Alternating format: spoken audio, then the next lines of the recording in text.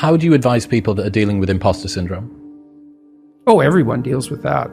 Every time you make a status shift, as you move upwards, of course you have imposter syndrome, because when you first make a transition into a new role, you are an imposter because you're a beginner. You don't know what you're doing.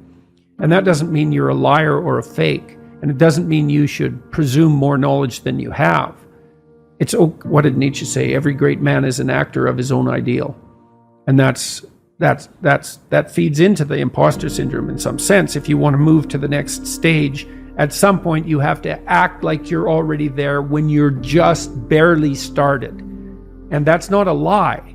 It's the willingness. It can be, and it can degenerate into a lie, especially if you presume more than you know. But if you move, let's say you move from being an undergraduate to a graduate student.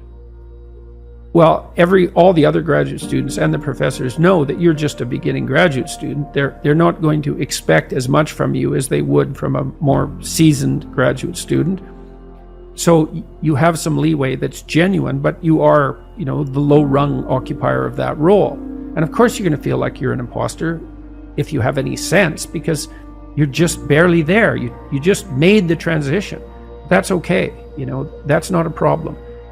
First of all, you have to understand that everyone with any sense who isn't narcissistic feels that.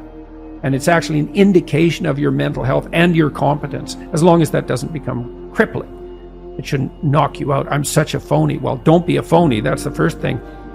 If you're dealing with competent people and you admit your ignorance, the competent people never judge you harshly for that, as long as you've been paying attention.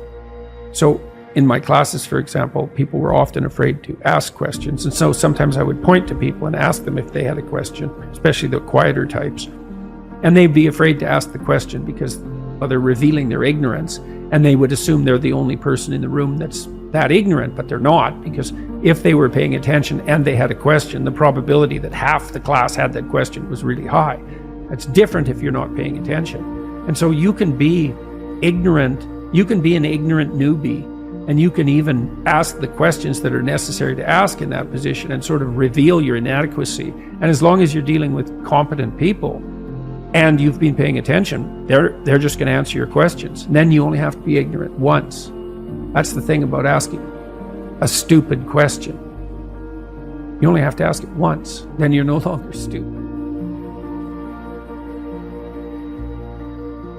It's very difficult to calibrate how many units of physiological preparedness you should manifest per unit of threat. Mm-hmm. Right? Because how big's the threat? And the answer is, you don't know.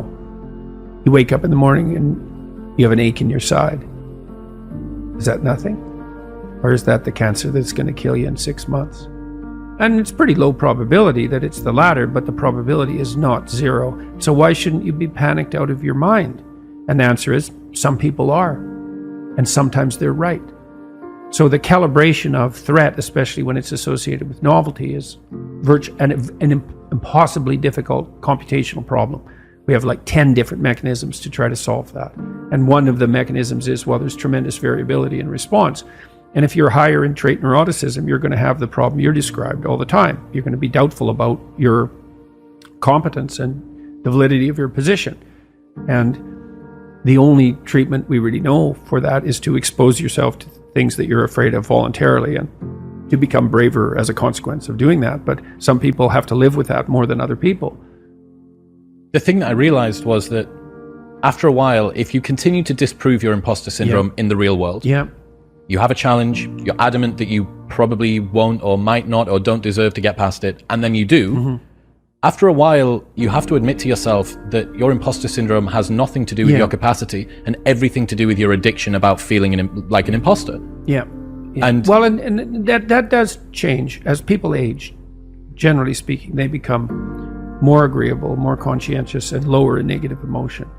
And some of that is that adaptation. You see that you've survived through various challenges, and then you can review that evidence to yourself, but also the people around you bolster you because they have confidence in you, and so their anxiety doesn't trigger your anxiety, and they'll remind you too, you got this, you've done things in the past. Such a wealth of data, you've done it so many times. And I think And that does help. I mean, it does help. People get more confident as they get older and they accrue experience because of that.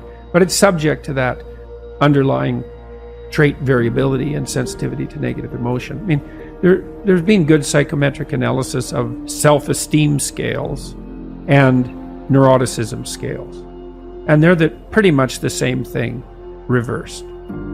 And so, are you confident in yourself? Self-esteem. Do you lack confidence? Trait neuroticism. And so it is harder for some people because it takes more evidence for them to dampen down their response to threat. So, and it's partly because we're all adapted to some degree to the failure of induction, right? Just because something happened multiple times in the past does not mean necessarily that it will happen the next time. And that's it's the farmer and chicken problem, right? Farmer's always feeding the chicken. Chicken thinks the farmer's his best friend, but one day the chicken is dinner. And that's induction. There was a stable pattern in the past. You come to rely on it, but at any time that axiom can be disproved.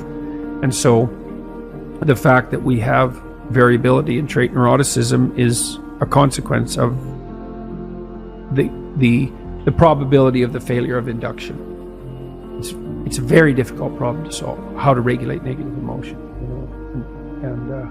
But I would say that the best way we know is to keep facing challenges voluntarily, pay attention at a rate that works for you, develop your competence. That actually stabilizes the environment around you, so it actually is less predictable and less threatening. Plus you accrue that evidence and you get the social support for doing so. That's your best pathway forward.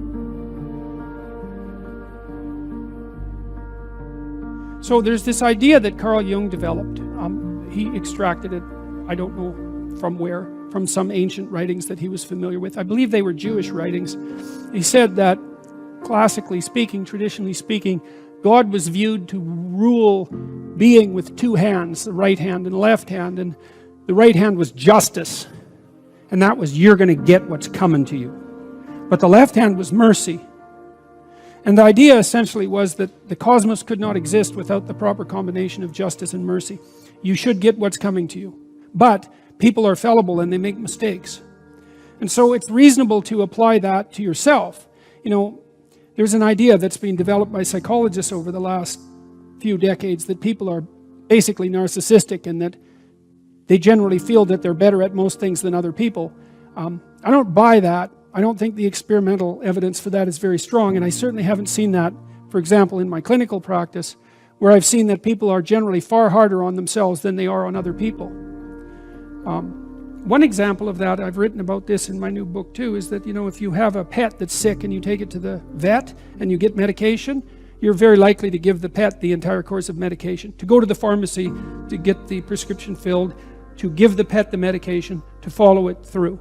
But if you are the person who has the problem, yeah, you all laugh because you know the story. It's like a third of you won't even go fill the prescription, and of the remaining 2/3 of you, half won't take it to completion. And you think, well, why are people like that? And I think it's because they know themselves, they have contempt for themselves because of their flaws, and then they come to despise themselves. And I think that's a big mistake. That's too much justice and not enough mercy. And you know, Jung wrote about the biblical injunction that you should treat your neighbor as if he were yourself, essentially. But he talked about that as an equation, which was quite interesting. So, because it's often read as something like you should be nice to people, which is not what it means at all. Because first, nice is a very low-end virtue, but it isn't what it means. What it means is that you should treat your neighbor as if he or she is someone that you wish to encourage and develop, but that you should also have exactly the same attitude towards yourself, which is sort of in some sense regardless of what your opinion is of yourself. Critical, let's say, hypercritical even, which is often the case with people who are anxious or perhaps who are hyper-conscientious. You have to put forward to yourself the same sympathy, we could say, that you would extend to someone else that you cared for. That's the thing, is that you have to come to treat yourself as if you're someone that you care for. And I mean that technically. You know, you detach yourself from yourself and you think, okay, well, if I was going to construct a mode of being that was optimal for this person that I happen to be, what would that look like? And that's sort of independent of whether or not you think you deserve it. It's like, maybe you deserve it and maybe you don't. Innocent until proven guilty, that's a pretty good policy. But you should come to lay out a mode of being for yourself that gives you some credit, and that will also help you in your dealings with other people. But it's often very difficult for people to do that to themselves.